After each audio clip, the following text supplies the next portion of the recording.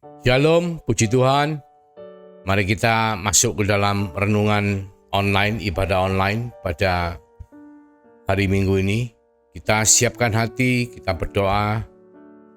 Terima kasih Tuhan untuk hari ini kami sebentar mau mendengar apa yang menjadi isi hati-Mu. Tuhan, kami rindu supaya Engkau mengubahkan setiap daripada kami melalui firman-Mu, supaya firman itu boleh menjadi bagian yang penting dalam kehidupan kami, sehingga kami bukan hanya mengerti Tuhan, tapi kami boleh menjadikan firman itu sebagai gaya hidup kami. Tuhan, bukakan hati kami, Tuhan urapi kami. Terima kasih Tuhan. Dalam nama Yesus kami mengucap syukur, kami berdoa. Amin. Puji Tuhan, hari ini kita akan membahas mengenai pengelolaan atau manajemen daripada berkat-berkat Tuhan atau harta yang Tuhan percayakan. Saudara, harta itu merupakan bagian yang penting dalam kehidupan kita. Mungkin kita tidak boleh ngomong terpenting ya, karena ada hal yang lebih penting lagi daripada itu. Sebentar kita nanti akan membahas. Cuman Alkitab pun, di dalam Alkitab itu ada lebih dari 2350 ayat yang berbicara mengenai harta benda, berbicara mengenai bagaimana kita seharusnya untuk menangani harta apa atau uang ya. Dan di dalam pengajarannya Tuhan Yesus pun, yang kita tahu bahwa Tuhan Yesus hanya melayani selama 3,5 tahun ya, tetapi banyak sekali dari pengajaran Tuhan itu menyinggung mengenai uang dan harta dibandingkan topik-topik yang lainnya. Saudaraku, harta adalah hal yang sering sekali dan sangat ditekankan dalam pengajaran Tuhan Yesus. Jadi kita semua harus mau untuk mengerti, mau untuk belajar, mau untuk menerapkan apa yang Alkitab ajarkan mengenai bagaimana kita mengelola harta atau berkat dari Tuhan. Tentunya saudara dan saya bisa menghitung ya berapa jam waktu yang kita habiskan dalam seminggu untuk mencari uang melalui pekerjaan kita, melalui apapun yang kita lakukan.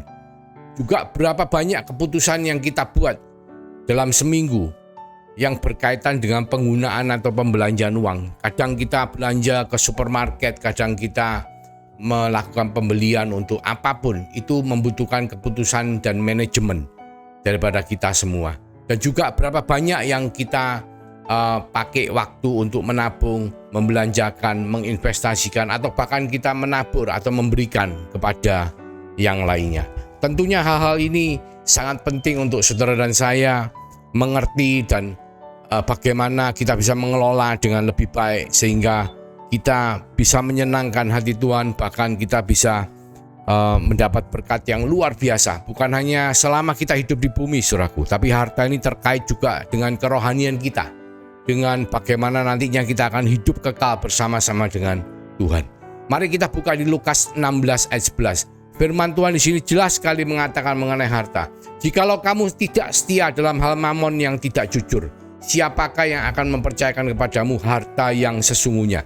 Jadi ada satu yang kita harus tahu, bahwa kita harus jujur mengenai mamon. Kita harus setia mengenai mamon. Meskipun mamon sendiri atau uang sendiri itu sesuatu yang tidak jujur.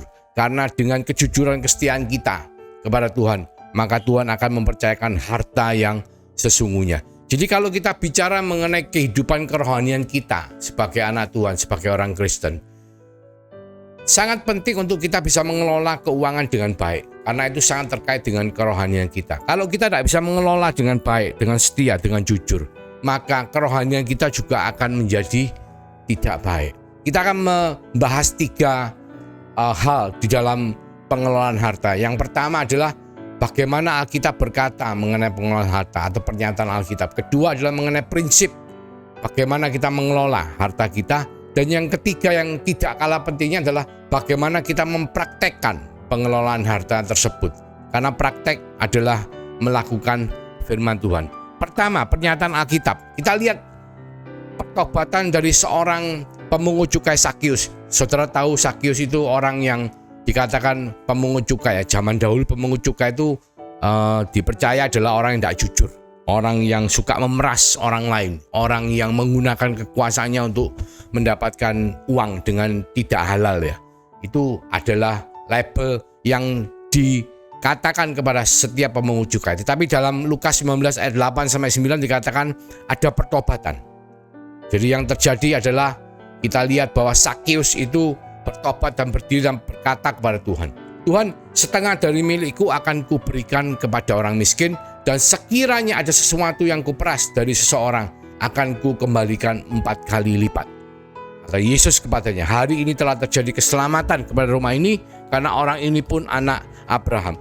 Jadi pengelolaan harta itu harus dikaitkan dengan pertobatan kita. Pertanyaan saya adalah, apakah kita sudah merubah pengelolaan harta kita atau manajemen dari berkat-berkat Tuhan kita sebelum dan sesudah pertobatan? Karena pertobatan itu implikasinya adalah kita harus mengganti cara pengelolaan harta. Seperti Sakeus, dia bertobat, dia memberikan setengah dari kekayaannya untuk kepada orang miskin, dan juga yang mungkin dia pernah memeras orang itu akan dikembalikan 4 kali lipat. Jadi pertobatan itu juga harus ditunjukkan dengan perbuatan kita, saudaraku, dalam pengelolaan keuangan.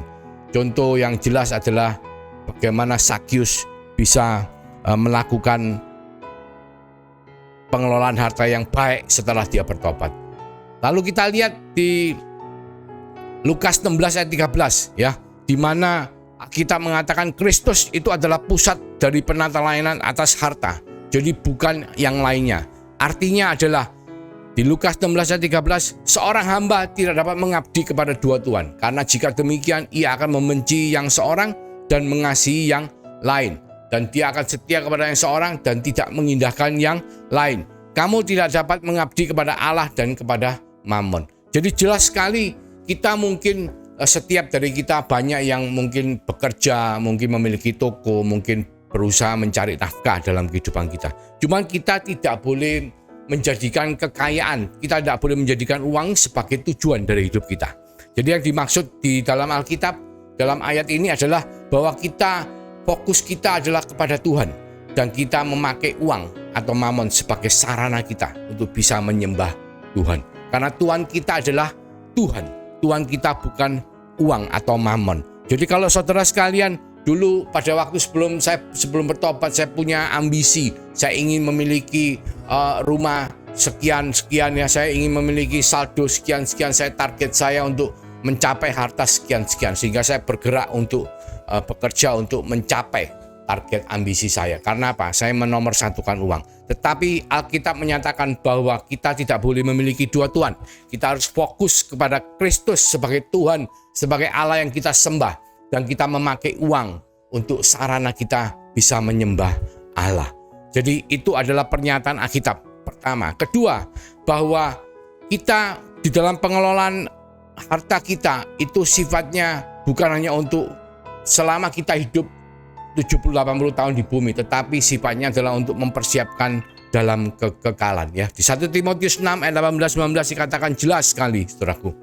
Peringatkanlah agar mereka itu berbuat baik, menjadi kaya dalam kebajikan, suka memberi dan membagi, dan dengan demikian mengumpulkan suatu harta sebagai dasar yang baik bagi dirinya di waktu yang akan datang untuk mencapai hidup yang sebenarnya. Sebetulnya saudara dan saya hanya sementara menumpang di bumi, karena umur fisik jasmani kita, natural kita ini hanya 70-80 tahun, mungkin bisa 90-100 tahun. Tetapi firman Tuhan mengatakan, barang siapa beriman kepada Yesus Kristus sebagai Tuhan dan Juru Selamat, kita akan hidup kekal bersama-sama dengan Dia. Dan selagi kita hidup di bumi yang sementara ini, kita harus mempersiapkan untuk di kekekalan ya. Jadi kita melakukan kebajikan ya, suka memberi, membagi, dan mengumpulkan harta yang untuk itu nanti kita menjadi dasar daripada hidup kita di dalam kekekalan bersama-sama dengan Tuhan. Karena untuk orang Kristen, saudaraku, uang merupakan perkara rohani. Ya, begitu banyak pencobaan yang mengikuti keuangan, kejahatan oleh karena penyalahgunaan keuangan maupun berkat yang mengalir dari pengelolaan keuangan yang benar. Penata layanan atau manajemen atas harta itu benar-benar merupakan salah satu perkara rohani yang paling penting, saudaraku. Karena saudara kalau tidak setia, tidak jujur, saudara kalau tidak bisa mengelola dengan baik, saudara akan mengalami banyak kesulitan. Ya, uang ini bisa menjadi alat yang baik ya, bisa menjadi hamba yang baik, tapi bisa menjadi tuan yang jahat ya. Kita tidak mau menjadikan uang sebagai Tuhan kita, tapi kita mau jadikan uang sebagai hamba kita, sebagai alat, sebagai sarana. Prinsipnya adalah bagaimana kita mengelola harta. Nomor satu, Tuhan itu yang punya segalanya. Jadi Tuhan itu yang memiliki semua saldo yang ada di rekening Anda, properti yang Anda miliki, investasi apapun itu adalah milik Tuhan. Jangan saudara katakan milik saudara, karena Tuhan mengatakan bahwa sangat sukar orang kaya untuk masuk surga. Orang akan merasa kaya ketika dia merasa memiliki harta. Padahal yang benar adalah Tuhan mempercayakan harta itu untuk kita kelola. Ya, contohnya yang gampang adalah begini, saudara. Kita ini adalah sopir dari valet parkir. Saudara tahu valet parkir? Saudara kalau ke mall ya, ke hotel, saudara mau parkir sendiri, saudara titip valet parking untuk parkirkan mobil saudara. Nanti saudara kalau pulang, saudara ambil lagi mobilnya. Ya, nah seorang valet parkir itu dia tidak memiliki mobil yang dia kendarai, yang dia parkir. Dia hanya mengelola. Bagaimana dia menerima kendaraan itu, mobil itu ya, bisa Mercy, bisa BMW, bisa Ferrari, bisa Lamborghini, apapun mereknya, sebagaimanapun mewahnya, itu bukanlah milik daripada tukang valet itu atau valet parkir itu, tapi milik dari pemilik mobil. Nah, dalam hal ini semua berkat, semua kekayaan yang kita kelola itu adalah miliknya Tuhan, bukan milik kita. Itu prinsip Alkitab yang pertama. Sebab kalau kita merasa ikut memiliki, akan banyak hal-hal yang tidak baik yang menyertai setiap kehidupan daripada kita, yang merasa diri kita menjadi kaya, merasa diri kita memiliki harta tersebut. Ya, di Mazmur 24 ayat 1 dan 1 Korintus ayat 6 ayat 20 dikatakan, di Mazmur katakan, Tuhanlah yang empunya bumi serta segala isinya, dan dunia serta yang diam di dalamnya. Oh, mungkin saudara yang bekerja, oh mungkin saudara yang mengumpulkan saldonya, mungkin saudara yang beli rumahnya, tetapi pemiliknya adalah Tuhan, karena Dia menciptakan semua, dan itu semua adalah kasih karunia, saudaraku. Dan di 1 Korintus 6 ayat 20 jelas firman Tuhan mengatakan, sebab kamu telah dibeli dan harganya telah lunas dibayar, karena itu muliakanlah Allah dengan tubuhmu. Jadi apapun yang kita pakai, yang kita merasa miliki, itu adalah milik Tuhan. Kita hanya mengelola untuk Tuhan. Jadi seringkali di gereja kita atau di pembicaraan secara umum kita sering membicarakan mengenai persembahan gereja ya. Mungkin ada yang ngomong, wah ada yang perpuluhan, kita harus bayar 10% dari apa yang kita hasilkan karena itu adalah milik Tuhan. Nah, perkataan itu adalah milik Tuhan atau bagian Tuhan itu kurang tepat, saudara. Yang tepat adalah berapa banyak dari milik Allah yang harus saya ambil untuk diri saya. Bukan apa yang kita dapat, berapa persen punya Tuhan, enggak. Yang kita dapat itu adalah karena kasih karunia Tuhan. Dan itu semua adalah milik Tuhan. Kita yang malah harus tanya, Tuhan saya boleh pakai berapa? Ya, jadi saya juga mungkin sharing ya. Beberapa tahun yang lalu ketika saya membeli mobil itu saya tanya, saya doa sama Tuhan. Supaya apa? Supaya Tuhan memberikan hikmat. Saya boleh beli mobil yang seperti apa? Nah, ini gambaran dari kita tuh bukan pemilik dari harta yang kita miliki, tetapi kita adalah pengelola. Karena ketika Tuhan berkenan, saudara tahu, yang namanya mobil tuh saya pakai dari 2008, saya jual tahun 2022 kalau nggak salah. Itu sekian lamanya, nggak pernah kecelakaan sama sekali, saudara. Berblas. Itu mobil kondisinya masih sangat baik. Dan kami jual karena apa? Karena memang sudah tua, sudah 14 tahun mobilnya. Tetapi mobil itu tidak pernah bermasalah, bahkan sangat mulus. Luar dalam mesin semua mulus, saudara. Dan itu adalah gambaran ketika saudara percaya bahwa Tuhan adalah pemilik dari kekayaan saudara. Dan saudara hanya mengelola untuk Tuhan.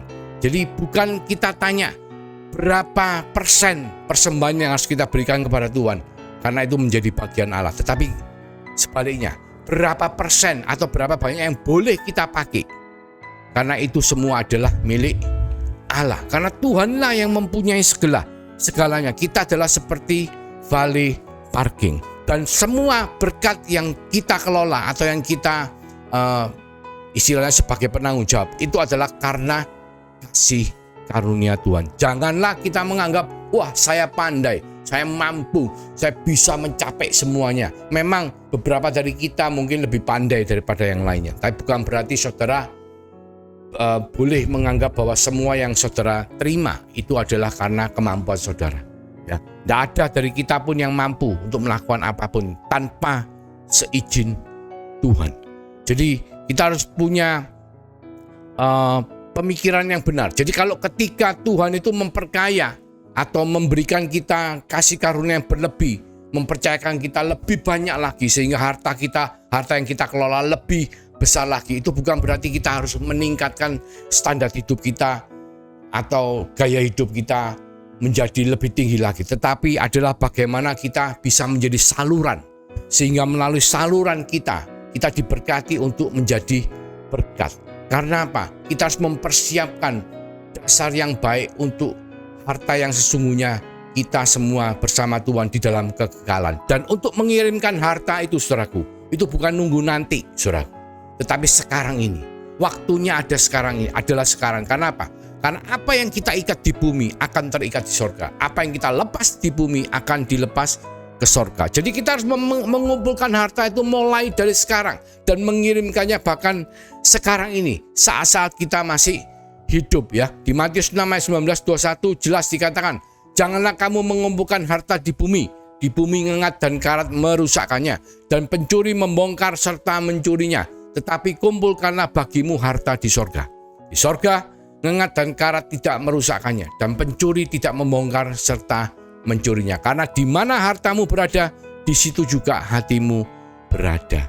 Jadi penting, saudaraku, untuk kita mengerti konsep bahwa harta ini milik Tuhan, supaya hati kita tidak tertuju kepada uang atau harta, tapi hati kita tertuju kepada Tuhan sebagai pemilik harta.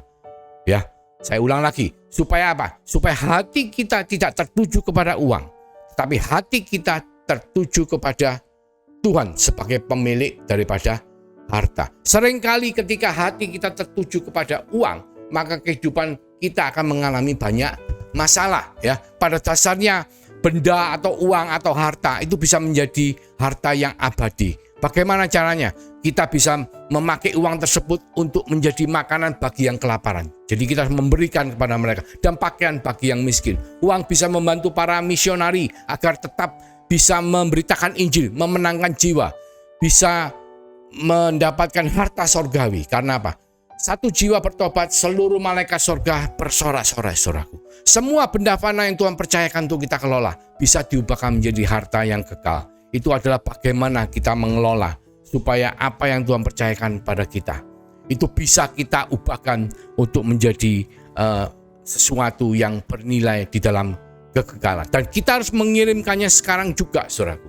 Saudara kalau tahu bahwa ada prinsip-prinsip praktek daripada penata layanan atas harta. Tadi kita bicara prinsip ada dua. Satu, semua adalah milik Tuhan. Kedua, bahwa harta itu harus, ketika kita menerimanya, kita harus kelola dengan baik karena itu adalah kasih karunia.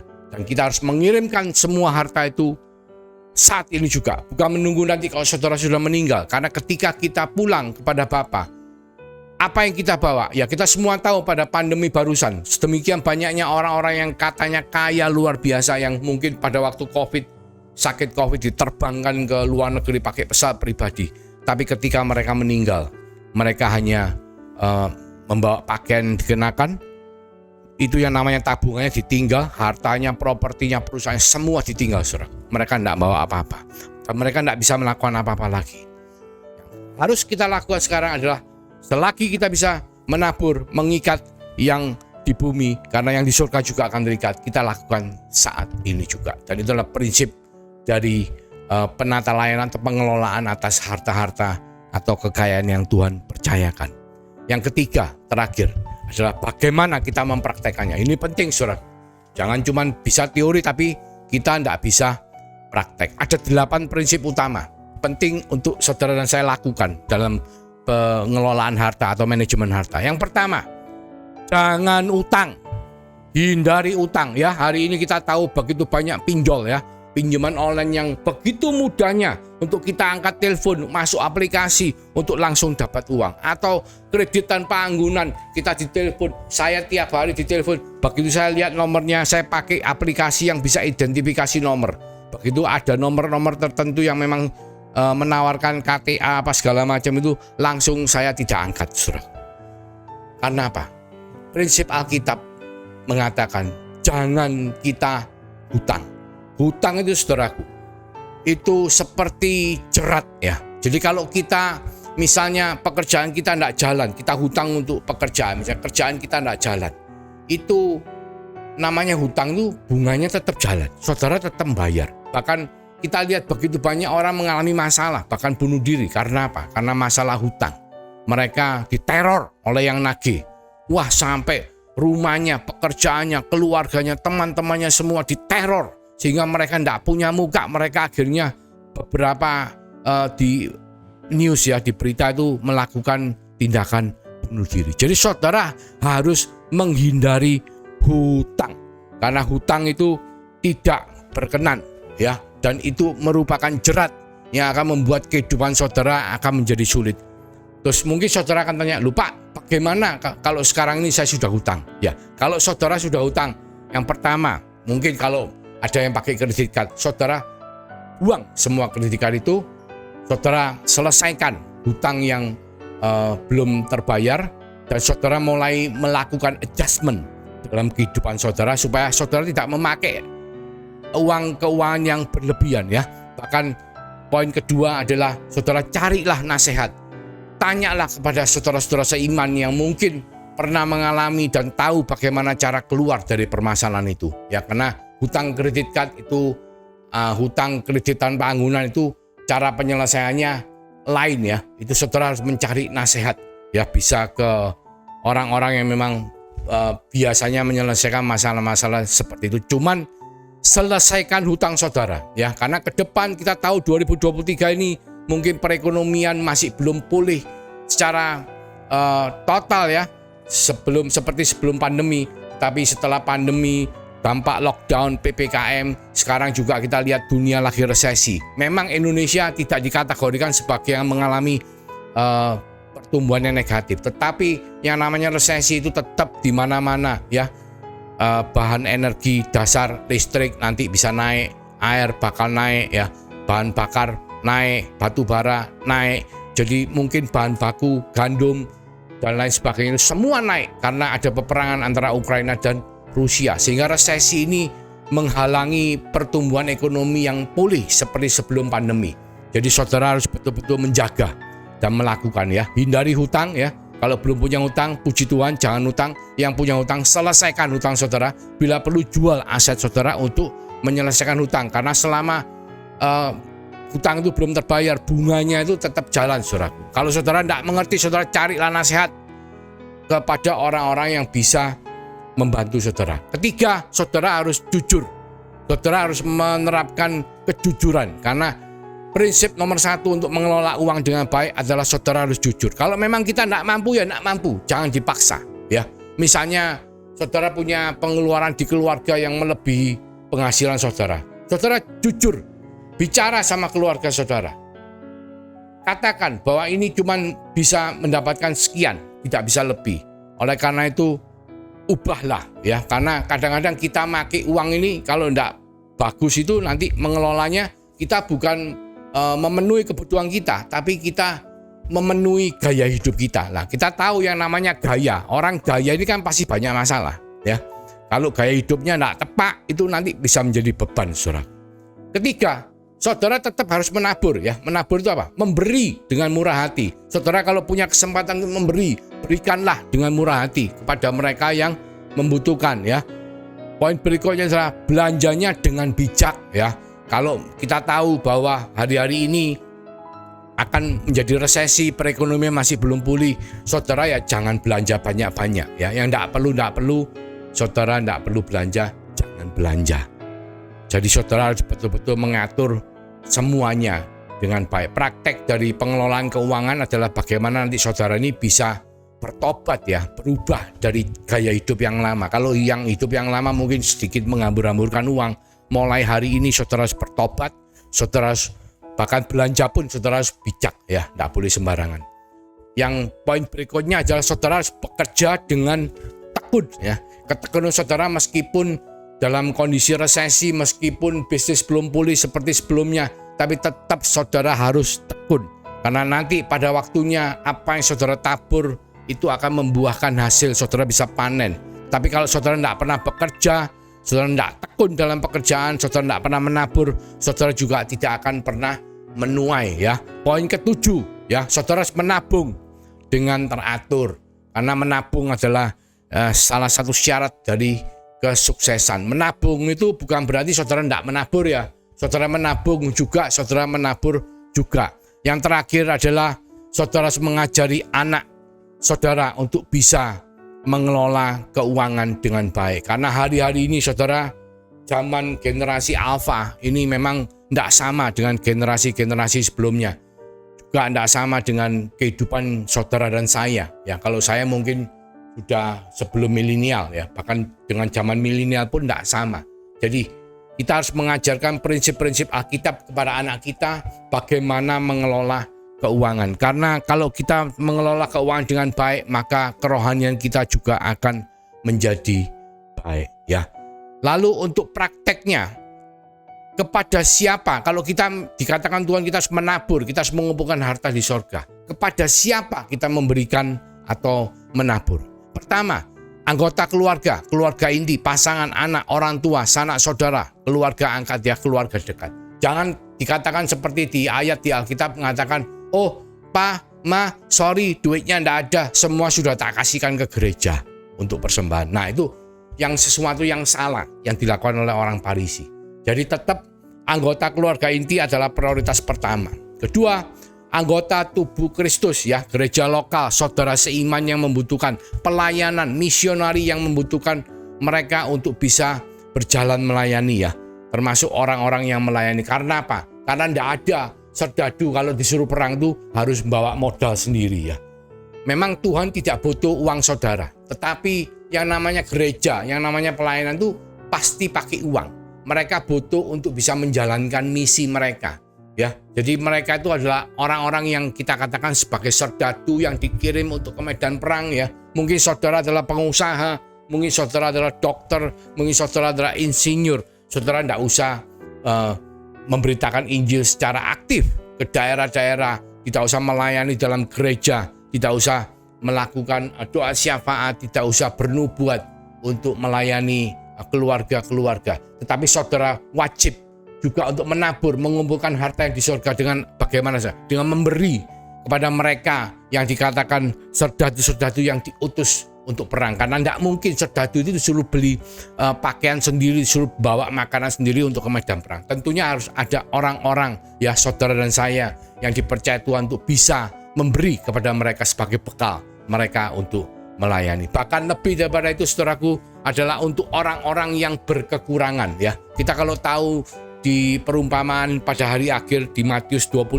ya, perumpamaan mengenai kambing dan domba. Firman Tuhan mengatakan bahwa barang siapa engkau adalah yang memberikan aku makan pada waktu aku kekurangan, memberikan aku pakaian pada waktu aku kedinginan, yang mengunjungi aku pada waktu aku di penjara. Terus orang-orang itu tanya, kapan kami pernah memberi engkau makan Tuhan Yesus? Nah, Tuhan ngomong, ketika engkau memberi kepada orang-orang miskin yang tidak bisa membalas, itu adalah seperti engkau memberikan kepada aku. Ya, itu Tuhan jelas sekali mengatakan bahwa diakonia kepada orang miskin itu penting, saudara. Saudara jangan melupakan, sebagaimanapun kondisi saudara, jangan lupakan bahwa ada begitu banyak orang-orang yang membutuhkan di luar sana, uluran tangan saudara. Karena kita semua, saudara dan saya, dipilih oleh Tuhan. Kita untuk diberkati dan untuk menjadi berkat. Bukan hanya kita sebagai saldo yang mengendap, yang makin hari makin banyak saldonya 1 miliar, 2 miliar, 10 miliar. Tetapi kita adalah sebuah saluran pipa yang ketika Tuhan memberikan berkat itu, sebesar apapun berkat itu, Tuhan minta kita semua menyalurkan kepada mereka yang membutuhkan. Saudara tahu di Kisah Para Rasul, bahkan sampai untuk urusan meja orang miskin ya, untuk pembagian kepada diakoni orang miskin, mereka mengutus untuk menggantikan Yudas dengan satu orang untuk melayani meja orang miskin. Ya, itu dikatakan bahwa penting sekali untuk saudara dan saya memberikan kepada orang-orang yang tepat, saudaraku. Dan bagaimana memberikannya? Nah, ini juga penting. Ya, pertama, kita harus teratur memberinya. Jadi Rasul Paulus sempat mengingatkan jemaat untuk selalu setia untuk mempersiapkan persembahan itu. Jadi jangan nunggu sampai Rasul Paulus datang, tetapi berikan secara teratur setiap minggu, bahkan setiap bulan atau kapanpun ketika Tuhan menggerakkan, berikan secara teratur. Karena keteraturan itu merupakan satu pola pengelolaan yang baik ya. Ketika saudara bisa memberi secara terencana dan teratur, karena kebutuhan itu pasti selalu ada ya. Saudara misalnya yang terjadi hari-hari ini adalah ketika saudara habis gajian atau biasanya awal bulan, saudara menyisihkan sebagian untuk saudara berikan ya. Itu saudara coba secara tertib, lakukan secara teratur, memberikan atau menabur ya benih-benih itu secara teratur, maka semuanya akan menjadi lebih baik. Yang kedua, sesuai dengan kebutuhan. Jadi memberi sebagai tanggapan terhadap kebutuhan di sekitar kita, bukan untuk kemewahan ya. Jangan nanti ngomong, saya harus memberikan kepada keluarga dekat saya. Ini keluarga dekat saya mau beli Mercy, nggak punya duit ini. Nah, itu bukan seperti itu, saudara. Karena Mercy itu bukan kebutuhan. Kalau mobil kebutuhan, ya mungkin bagi beberapa orang yang mungkin pekerjaannya jauh, yang nggak punya alat transportasi, mobil itu sebuah kebutuhan. Tapi bukan Mercy yang sewajarnya. Ya, kalau Mercy itu sebuah gaya hidup, kemewahan. Nah, ini harus penting untuk dipertimbangkan dalam pengelolaannya. Ketiga, kelebihan ya. Kita memberi dari kelebihan kita, bukan kita ngutang untuk memberi orang, enggak, saudara. Itu bukan yang Tuhan mau. Jadi Tuhan mau kalau kita berlebih, kita memberikan dari kelebihan kita. Cuman kadang-kadang kelebihan ini ya kita bisa kalau ngelolanya enggak baik, akhirnya kita malah enggak lebih kepala kita min. Jadi kita harus pandai ya dan bijak dalam mengatakan yang mana dikatakan kelebihan, yang mana dikatakan tidak kelebihan ya. Pengorbanan ya, memberi dengan menyerahkan keinginan dan kebutuhan kita demi orang lain ya. Memang kadang-kadang yang namanya daging ini semua kepingin ya. Kelihatan handphone baru kepingin, wah ini harganya 30 juta. Kelihatan mobil baru kepingin, wah ini harganya 600 juta. Semua kepingin. Tapi kadang-kadang perlu enggak? Kalau enggak perlu ya sudah. Lebih baik harta yang Tuhan percayakan untuk kita kelola itu kita berikan kepada mereka yang lebih membutuhkan. Mungkin untuk pelayanan, mungkin untuk keluarga kita ya, mungkin untuk diakonia orang miskin ya, untuk memenuhi kebutuhan di sekeliling saudara dan saya. Saudara, kita sudah sampai pada akhir daripada perenungan firman Tuhan pada hari ini ya. Pertama, kita harus mengelola apa yang Tuhan percayakan kepada kita, harta, aset, semuanya, karena itu semua bukan milik kita, saudara. Itu semua adalah milik Tuhan. Kita ini hanya seperti valet parking, memarkirkan mobil-mobil punyanya orang ya, sampai ketika orang itu minta kembali, kita harus mengembalikan mobil-mobil tersebut. Jadi bukan milik kita, tapi kita mengelola, dan kita harus mengelola dengan bertanggung jawab, mengelola dengan baik. Dan kita harus fokus Tuhan sebagai tujuan hidup kita. Hati kita harus fokus kepada Tuhan sebagai Tuhan kita yang kita sembah, bukan fokus kepada uang. Tetapi kita tetap butuh uang untuk apa? Sebagai sarana kita untuk bisa menyembah Tuhan dengan baik. Oleh karena itu, pengelolaan keuangan itu menunjukkan seberapa rohani saudara dan saya. Karena Tuhan sangat mementingkan bagaimana kita mengelola dengan baik, supaya kita mengumpulkan harta yang di sorga. Ya, supaya kita ketika kita mengikat sekarang di bumi, maka semua akan terikat di sorga. Dan juga bagaimana kita bisa mempraktekkan ya prinsip-prinsip daripada Alkitab, di mana kita diingatkan Tuhan untuk jangan sampai kita hutang. Kita harus mau cari nasihat, kita harus jujur terhadap keuangan, kita harus mengajar anak-anak kita, kita harus melakukan banyak hal yang mana nantinya saya percaya ketika kita mempraktekkan dengan benar, maka saudara dan saya akan hidup sangat diberkati.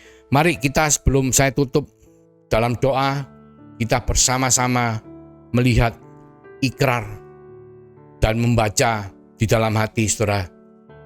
mengenai kepemilikan atau harta yang sudah kita kelola. Pada hari ini, mari kita ikrar bersama. Saya resmi menyerah terimakan kepada Tuhan kepemilikan atas seluruh harta benda saya. Sekarang saya menerima tugas penitipan semua milik Tuhan tersebut untuk saya gunakan bagi kepentingan dan kemuliaan Tuhan. Saudara, ucapkan ikrar kepemilikan ini dan lakukan dalam kehidupan saudara. Saya percaya berkat Tuhan akan turun atas kehidupan saudara. Mari kita tundukkan kepala. Terima kasih Tuhan, mengingatkan setiap daripada kita bahwa harta atau berkat atau kekayaan yang Tuhan limpahkan dalam kehidupan kita itu bukanlah tujuan dari hidup kita, tapi itu sebagai sarana, sebagai alat. Karena Tuhan mempercayakan semua itu kepada kita karena Dia adalah pemiliknya dan kita adalah pengelola. Supaya melalui pengelolaan itu, maka kita bisa mempersiapkan harta yang di sorga. Kita bisa mempersiapkan untuk hidup kekekalan bersama-sama dengan Engkau.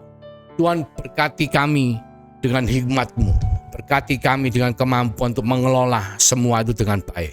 Sehingga kami bisa mempraktekkan apa yang menjadi cara-cara pengelolaan, cara-cara manajemen daripada aset atau harta yang Tuhan percayakan dengan benar dan berbuah.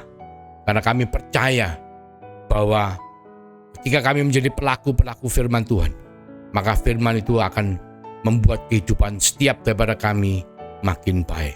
Terima kasih Bapa. Biarlah berkat daripada Allah Bapa melalui kasih karunia daripada Tuhan Yesus Kristus yang telah dimeteraikan oleh Roh Kudus dalam kehidupan saudara dan saya, yang menyertai, melindungi, memberkati mulai sekarang sampai Tuhan Yesus datang, bahkan sampai Maranatha. Di dalam nama Yesus Kristus Tuhan, kita semua yang percaya, kita sama-sama mengatakan haleluya, amin.